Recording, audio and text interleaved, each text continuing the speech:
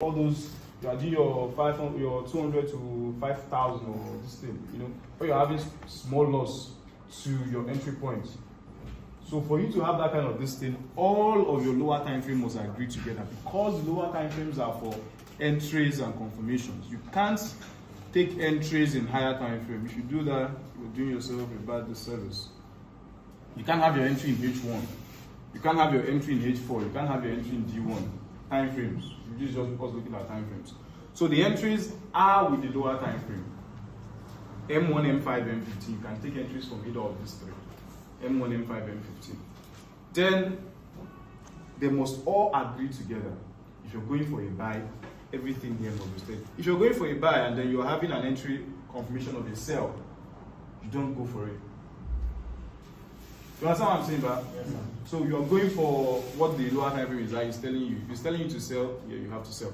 But then the second criteria says that it needs to agree with just one of the higher time frame. So H1, H4, D1 are all higher time frames, right? So this is H1 is giving us a sell. Even though there's a buy happening in the 4 hours time frame, or there's a buy happening in the daily time frame, you still go for a sell, because we have that H1 time frame asking for a sell, and then the M1, M5, M15 asking for a sell. Do we understand?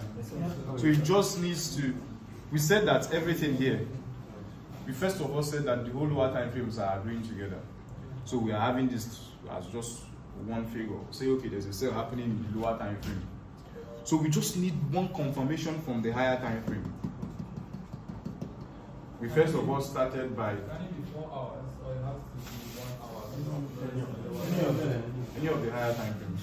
We first of all started by dividing the time frames. You know, to tell you that there's higher, there's lower, and there's intermediate.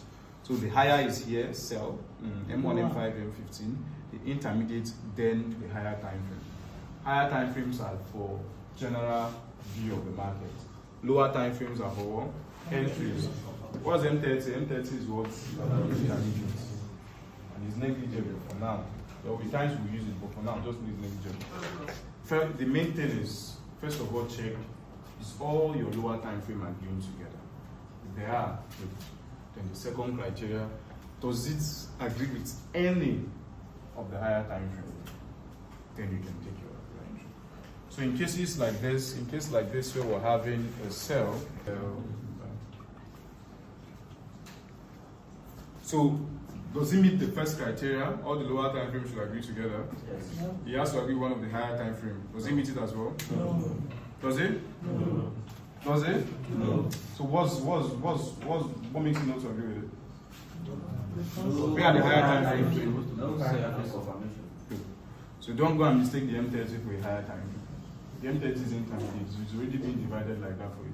So even though there's a sell in the M30, you're still not going for the sell. Why? Because this is the intermediate. Well, if we have an H4 that is giving us a sell and all this, can we go for a sell or a buy? Sell. Sell or a buy? A sell. Do you understand the explanation? Yes. We can go for the buy now, right? No.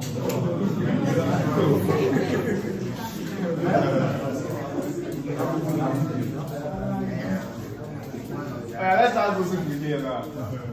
Can we go for the buy now? No. A sell? No.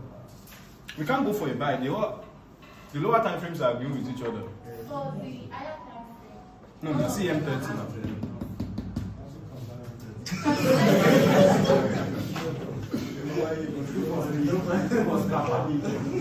Okay, good. So the first criteria is that the whole lower time frame should agree with each other.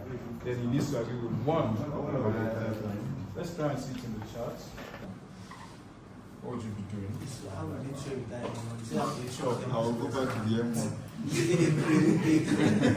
Okay, don't worry. Let me say that your M1 is now a buy. Still not valid. It's not within the criteria. This one is still a buy. The M15 is a buy. We should go for a buy or a sell. No buy. Still stay out. You won't buy because it must correspond with a higher time. At least one. So, and I don't buy in the higher time. So do we understand Yes. Yes, sir. No, this is just time frames. Remember, this is without trend lines or support or resistance or any of these things. You're just having your trends, you're just seeing the market from the chart. So when you go to daily time frame, what are you seeing?